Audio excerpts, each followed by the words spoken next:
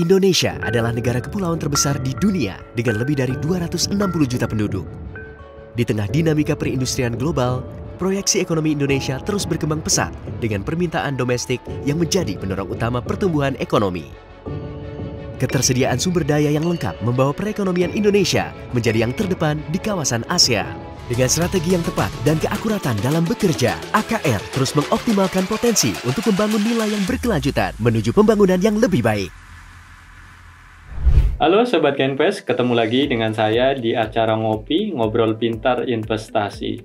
Di kesempatan kali ini kita kedatangan tamu yang sangat spesial, yaitu dari PT AKR Corporindo Tbk atau lebih dikenal dengan AKRA. Dari AKRA akan diwakili oleh Head of Investor Relation-nya, yaitu Pak Ignatius Teguh Prayoga, yang sudah datang ya, menyempatkan diri ke studio kali ini. Selamat siang Pak juga. Selamat siang. Ya. Gimana nih kabarnya? Baik. Ya. Mungkin kita sedikit review ya terkait dengan kinerja di kuartal pertama, walaupun udah lewat beberapa waktu. Kira-kira Mas Yoga ini bisa memberikan sedikit gambaran nggak pencapaian di kuartal 1 itu seperti apa? Oke. Terima kasih teman-teman CGS yang sudah mengundang kami di sini. Kami sangat senang sekali bisa sharing dengan teman-teman untuk bisa mengetahui kira-kira kinerja AKR dan juga bagaimana outlook ke depan. Jadi selama first Q, overall kita masih tetap melanjutkan growth momentum kita. Jadi di tahun 2024 first Q kami mencetak laba bersih sebesar 653 billion rupiah yang ditopang oleh kontinuitas dari trading and distribution, terutama dari segi petroleum dan chemical, dan juga penjualan tanah sebesar 13 hektar di JP. Jadi saat ini kami masih melihat outlook untuk tahun 2024 ini masih sesuai dengan guidance kita, yakni di net profit growth 12-15% dan ditopang oleh pertumbuhan dari penjualan volume petroleum dan chemicals 5-6% dan juga penjualan tanah yang naik dari 75 hektar target kami di tahun 2023 menjadi 130 hektar di tahun 2024. Dan di tahun 2023 kemarin, untuk informasi, kami sudah melebihi target kami. Waktu itu kami menargetkan lenses sebesar 75 hektar, dan di tahun 2023 kami berhasil membukukan 91 hektar, jadi lebih dari target kami.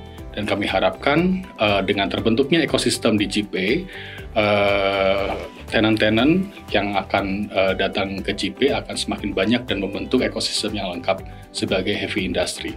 Untuk pertanyaan selanjutnya ini terkait dengan target ya, kira-kira tadi sih sebenarnya udah sedikit disinggung, cuma mungkin secara umum ya dari beberapa segmen bisnis perseroan, kira-kira target di tahun ini seperti apa gitu yang ingin dicapai oleh perseroan? Seperti yang tadi saya sudah jelaskan, target kami untuk mencapai net profit 12-15% growth di tahun ini, dan tadi seperti saya bilang juga ini akan ditopang dari dua hal, yakni dari pertumbuhan sales volume baik dari petroleum dan chemicals, karena kedua bisnis ini masih memiliki outlook yang juga cukup stabil ya, karena saat ini mining activities baik dari segi overburden dan juga overburden removal dan juga smelter activity semakin meningkat. Jadi kami harapkan pertumbuhan kami akan ditopang dari sektor tersebut. Dan juga kalau kita lihat general markets juga meningkat juga cukup signifikan dengan adanya penerusan recovery dari COVID kemarin ya. Jadi demand akan petroleum dan chemicals masih kami harapkan bisa meningkat, dan juga ada bisa ditopang dari retail arms kami dari BPAKR yang pada saat ini per saat ini kami sudah mengoperasikan 52 gas stations, dan nanti di tahun ini kami akan menambahkan kurang lebih sekitar 30-40 gas stations lagi. Jadi untuk outlook terutama untuk petroleum dan chemicals, bisnis utama kami masih bisa tertopang. Kedua, dari industrial estate kami menargetkan 130 hektar land sales, kurang lebih sekitar 39 hektar lebih tinggi dibandingkan achievement kami yang kami bid di tahun 2023. Jadi kami masih cukup yakin kedua hal tersebut bisa menopang net profit growth sebesar 12-15% pada tahun ini. Terkait dengan tadi ya bisnis petrochemical dan petroleum ya. Jadi saat ini kan harga minyak boleh dibilang cenderung agak menguat ya. Nah ini kira-kira dampak terhadap bisnis segmen petroleum untuk AKR seperti apa? Apakah positif atau bagaimana? Jadi kalau dari petroleum bisnis kami tidak terpengaruh dari volatilitas harga minyak. Mungkin seperti yang bisa dilihat di tahun 2020, meskipun harga oil turun cukup signifikan, tetapi kalau dari segi trading distribution, kami masih bisa tumbuh. Karena kita menggunakan yang namanya pass-through mechanism. Jadi segala pricing yang terkait dengan petroleum itu kami pass-through ke klien kami. Jadi tidak ada posisi yang open. Jadi kami selalu menjaga net open position kami setiap hari harus zero, harus nol. Jadi kami tidak ada trading sama sekali di sana. Jadi memang kalau kita mengklasifikasikan company kami, ini adalah sebagai volume game. It's not about ASP, tapi lebih ke arah berapa jumlah volume yang kita hantarkan ke klien-klien kami. Jadi kalau dilihat secara historical, semenjak tahun 2004 kita tidak ada loss sama sekali. Dan kedua dari segi chemicals, kami menjual basic chemicals. Jadi chemicals kami bukan yang berrelasi dengan oil price seperti nafta, metan, etana, polyethylene, polypropylene. Bukan seperti itu. Kita lebih ke arah basic chemicals yang merupakan chlorine base. Jadi chlorine base serta naphtha base itu memiliki market yang berbeda. Jadi marketnya basic chemicals terutama untuk yang chlorine base tidak terpengaruh oleh oil price. Jadi bisa dibilang dari segi ASP atau average selling price kita tidak terpengaruh oleh pergerakan harga oil. Oke, jadi clear ya teman-teman. Jadi pergerakan harga minyak ini tidak berpengaruh ya terhadap bisnis petroleum dari AKR dan petrochemical juga tadi.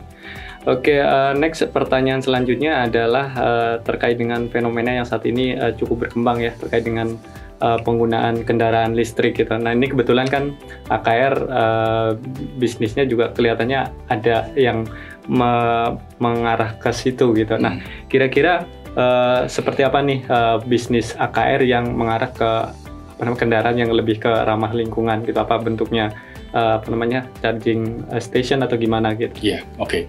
Kalau kita berbicara tentang transisi energi, kita harus memperhatikan juga bagaimana proses transisi itu bisa terjadi secara efisien. Okay. Nah, pada saat ini memang electric vehicles sudah mulai menjamur di Indonesia, tetapi belum pada poin di mana dominasi EV sudah menguasai market otomotif di Indonesia. Jadi kami masih melihat transisi energi ini akan terjadi apabila perusahaan penyedia bahan bakar bisa menyediakan bahan bakar dengan oktan yang lebih tinggi. Jadi kalau dari alasan kami kenapa kami bekerja sama dengan BP adalah karena BP sudah memiliki teknologi namanya ChargeMaster.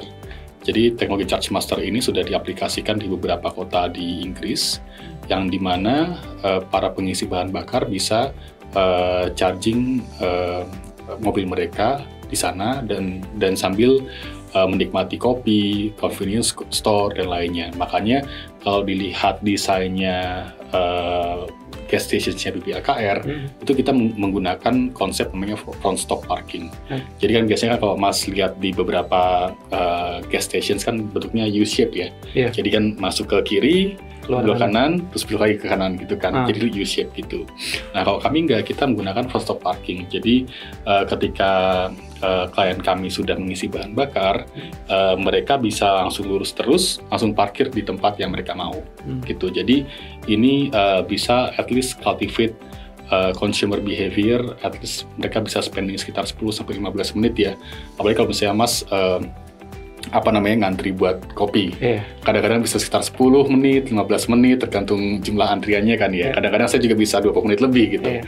Jadi di waktu tersebut itu kita mencoba untuk membuat consumer behavior ini, at least ketika EV sudah mulai berkembang, kami bisa langsung memasang charge master tersebut dan memasangkan itu ke listrik ketegangan tinggi, dan orang-orang bisa menikmati charging station tersebut gitu. Oke, mungkin sedikit memperdalam ya. Kalau untuk kondisi saat ini udah ada yang dipasang atau belum? Atau ini baru sebatas? Sementara sudah ada, tetapi lebih ke arah battery swap. Oh, oke. Oh, baterai swap. Itu untuk motor ya, untuk motor. Oke, mungkin ini pertanyaan terakhir ya, karena waktunya juga terbatas. Nah, ini kan beberapa tahun yang lalu ini AKR stock split ya, karena memang harganya naiknya cukup signifikan beberapa tahun yang lalu. Nah, kira-kira ke depan ini ada rencana lagi nggak untuk aksi korporasi, entah ya bukan hanya stock split atau aksi korporasi yang lain gitu? Oke. Kalau untuk aksi korporasi, so far kita masih belum ada announcement yang cukup signifikan, karena memang pada saat ini secara funding kami masih bisa melakukan secara internal. Karena saat ini posisi cash kami di posisi net cash dengan net gearing minus 0,12 kali. Jadi cash kami lebih banyak daripada interest bearing debt kami. Jadi so far untuk kebutuhan capex pada tahun-tahun ini, terutama tahun 2024 dan tahun 2025 masih kita bisa handle sendiri. Tetapi memang kedepannya AKR akan mengekspansikan bisnisnya terutama di gas terminal dan juga solar panel, dan mungkin kedepannya setelah gas terminal jadi kita akan masuk ke gas power plant. Dan itu mungkin bisa menjadi salah satu fokus kami agar kami bisa berekspansi lebih luas lagi sehingga kami bisa memiliki coverage yang lebih tinggi untuk klien-klien kami. Oke, tadi kan posisi boleh dibilang posisi keuangannya cukup sulit ya. Nah, ini terkait dengan pembagian dividen nih. Ini kan memang rajin juga ya untuk KKR, kadang-kadang dua kali ya dalam setahun kadang-kadang ya untuk pembagian interim sama final ya. Kita 2 kali interim sama final dividen. Nah, ini kira-kira tahun ini bakalan seperti tahun lalu nggak nih kira-kira? Ya, so far sih kalau dari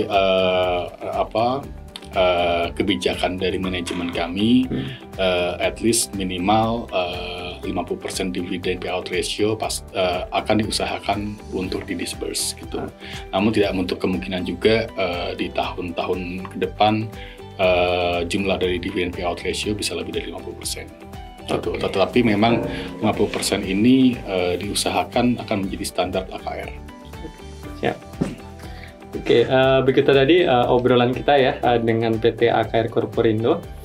Semoga informasi yang disampaikan oleh Mas Yoga tadi bisa bermanfaat ya untuk teman-teman semua dalam memutuskan untuk berinvestasi. Sekian ngopi kali ini bersama PT AKR Corporindo Tbk. Jangan lupa untuk like, komen, dan subscribe YouTube channel kita, CGS International Sekuritas Indonesia. Semangat investasi!